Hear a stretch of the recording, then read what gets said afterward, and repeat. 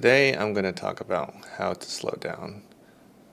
I've been hearing from a lot of people that this is something they really struggle with and want to understand. They feel like they're always rushed, there's always something to do, there's always the next thing.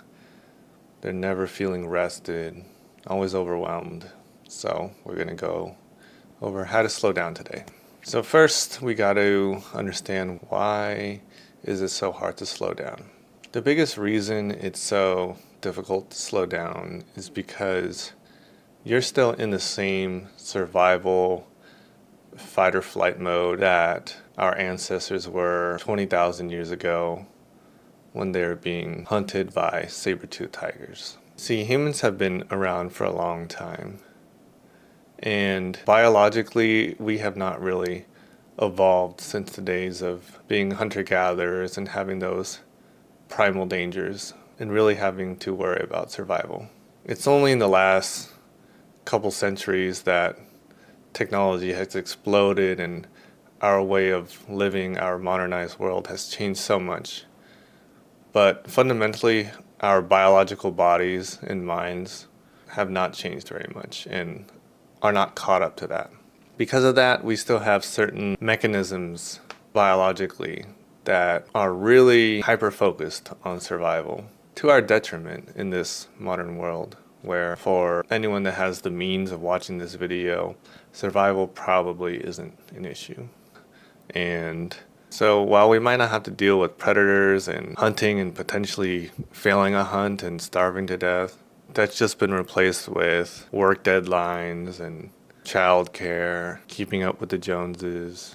And even though consciously, rationally, those things aren't as detrimental to your survival as predators or starvation, your unconscious mind and your body don't really know the difference.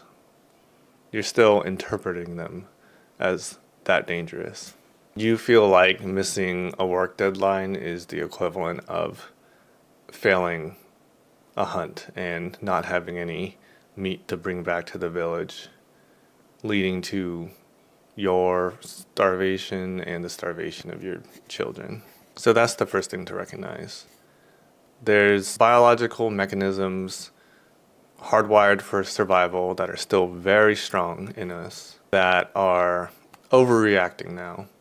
There's a reason we made it this far as a species, especially without having physical attributes that really stand out, like big sharp teeth or claws, wings, venom, stuff like that.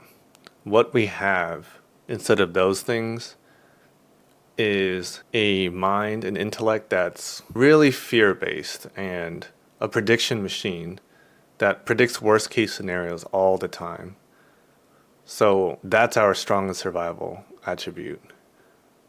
You can call that the ego. We're not going to get too into that into this video, but essentially you make up a version of yourself in the mind that goes through a bunch of worst case scenarios and you try to account for that. That's the way we've made it this far as a species. Now you're still doing that in the present day, and it's causing you major anxiety and feeling like you can't slow down. The next reason it's hard to slow down, or you never feel like you're actually rested, is because even when you're not doing anything, even when you're resting or taking a break, you're still occupied. You're never actually unoccupied. So the problem is, whenever you have a spare moment, you're still browsing on your phone or watching some TV show. Your mind's still on something. You're distracting yourself from your normal work activities or the hustle and bustle and responsibilities. But you're never actually giving yourself time to truly let go and become completely unoccupied. And that's the only way you're going to get real rest.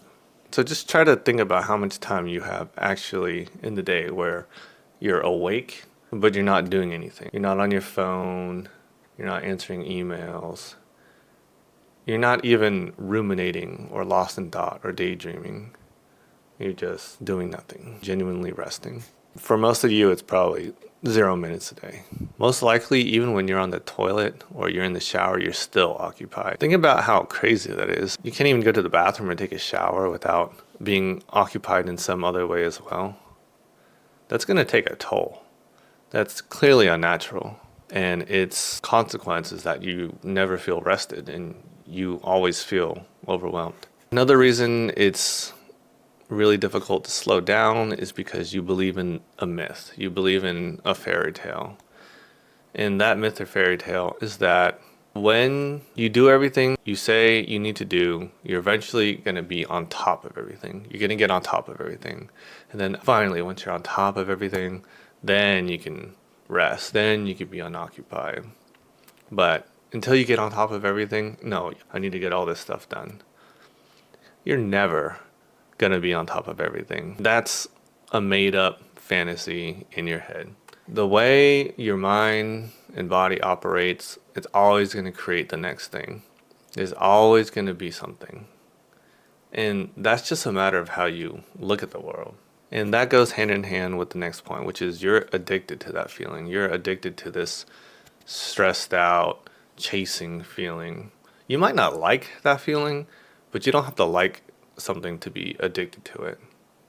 You're just really used to it and you don't know any different, so it's comfortable, it's familiar. In fact, the feeling of being actually unoccupied or rested or not having anything to do is more frightening to you than that stressed out, needing to do something feeling. So because of that addiction, you create something that you have to do all the time. Oh, I can't rest until I do this. I can't slow down until I do this. Because you're actually more afraid of having nothing to do than always having to do something.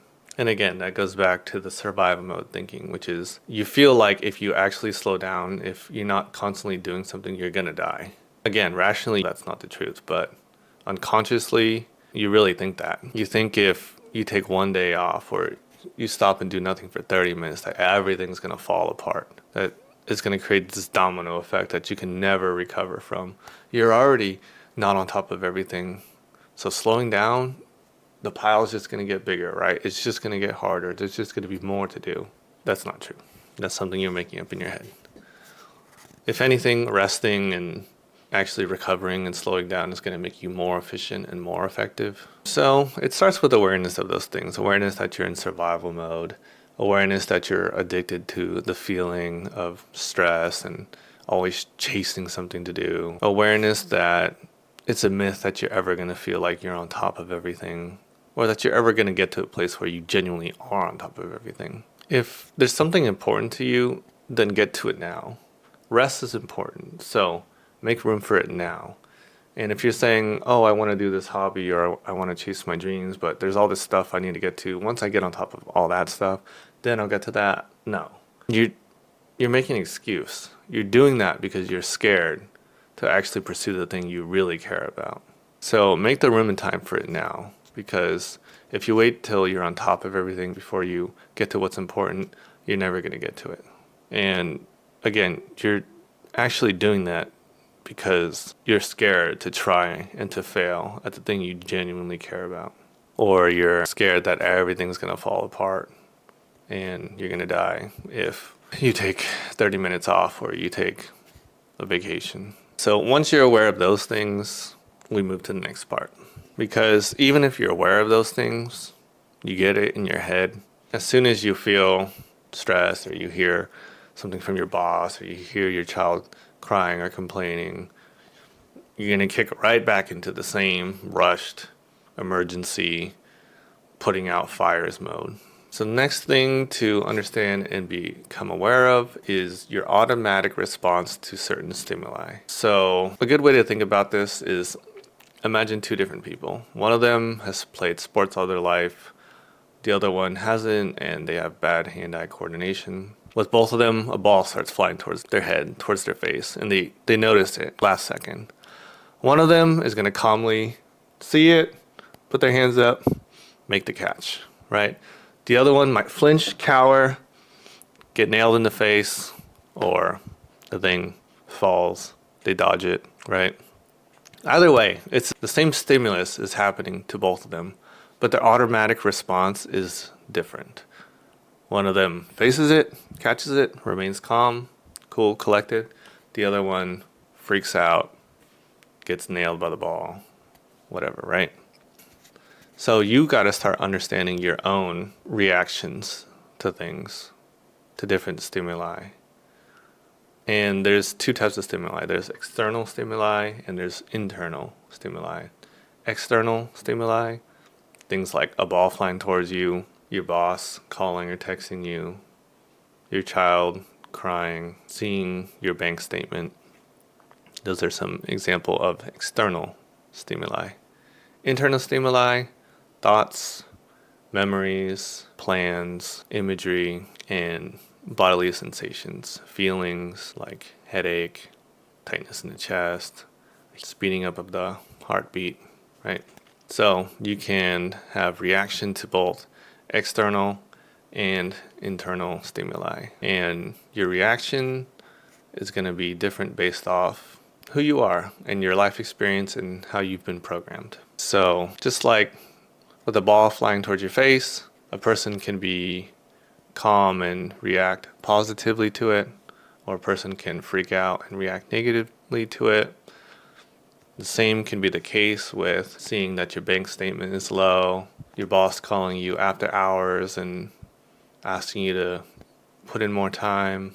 There's not any one right reaction to any stimuli. So the point is to understand how you react to certain things and then learn that you can choose your response instead of reacting.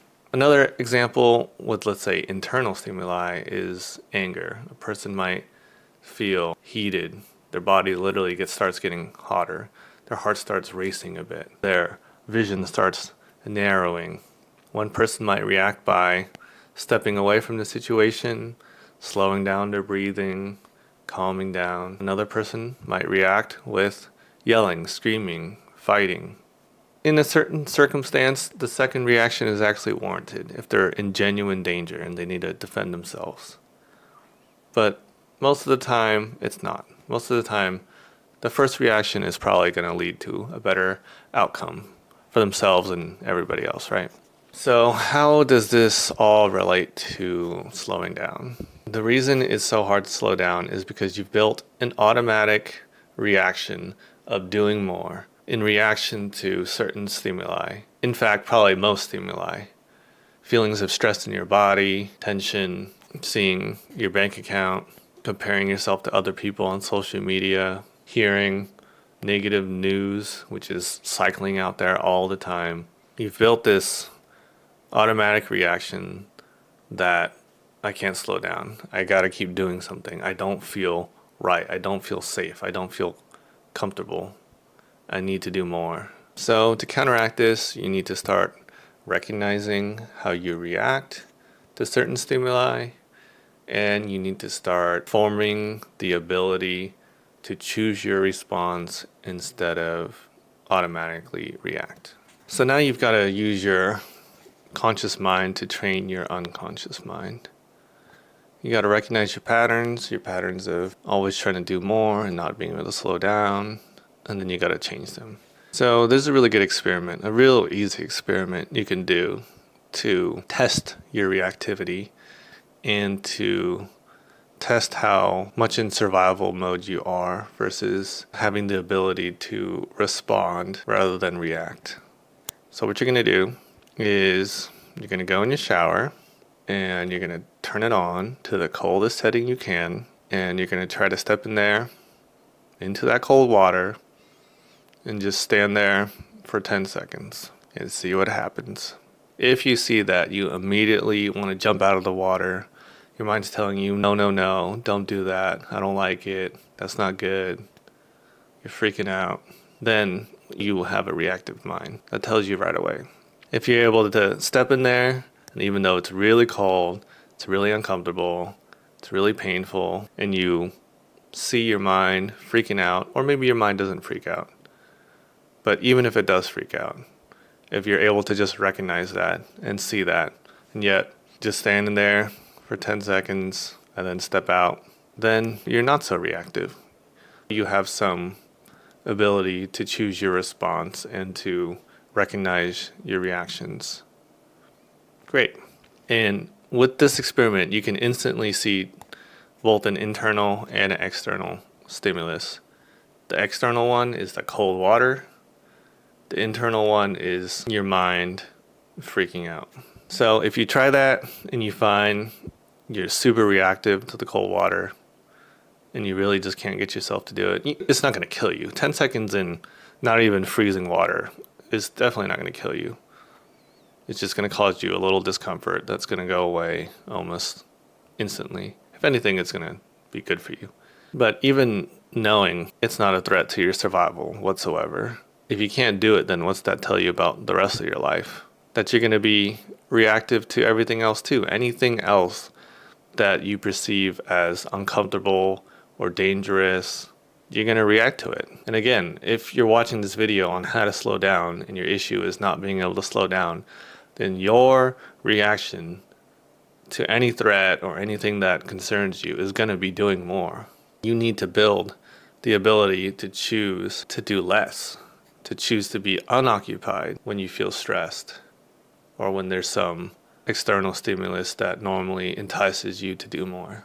So even though this video is called How to Slow Down, I've mostly been talking about why it's so hard to slow down rather than actual specific techniques on how to slow down. But with true understanding and awareness of why you can't slow down, the actual how to slow down becomes much easier. And it just depends on person to person. So even though this video is called How to Slow Down, I've been mostly talking about why it's so difficult to slow down. Because let's face it, doing nothing should technically be the easiest thing there is to do. You don't need an instruction manual or a video explaining how to do nothing. But actually, maybe you do, which is ironic, right? Why is it so hard to do nothing? How do I even make a step-by-step video on how to slow down or how to do nothing? Step 1, stop doing what you're doing. Done, right? So what's really more important here is just understanding the why behind it all. Because when you understand the why behind it all, then you can start catching yourself, catching your reactions, catching your perceptions and your beliefs and your interpretations. Because it's those things that are driving your behaviors and your actions. Our actions can drive our perceptions and our beliefs, and our beliefs and our perceptions can drive our behaviors. There's a saying that's something like, if you can't find 5 minutes to meditate, you probably need 20. So the ones who feel like they have the least amount of time and have the most amount to do need to slow down the most. By already searching up videos on how to slow down or clicking on this one if it came up on your feed, you have some awareness, you have some recognition that it's important to you, that it's going to do you good. You just think right now that the consequences of slowing down outweigh the consequences of continuously doing stuff. But again, a lot of that comes from those myths and that survival mode that I talked about earlier. So just understanding that can shift that balance to now you understand that the positive consequences of slowing down actually outweigh the consequences of doing more. So you can just make that easy decision of, I want to make time in my day to stop doing so much. And I want to start recognizing my reaction to do more and determine, is this really going to benefit me? Is this really so vital? Are things really going to fall apart? And am I going to die if I don't do this thing? So I hope that helped. I hope that furthered your understanding on how to slow down, why it's so hard to slow down. And I hope you spend more time unoccupied. Thanks for watching. See you next time.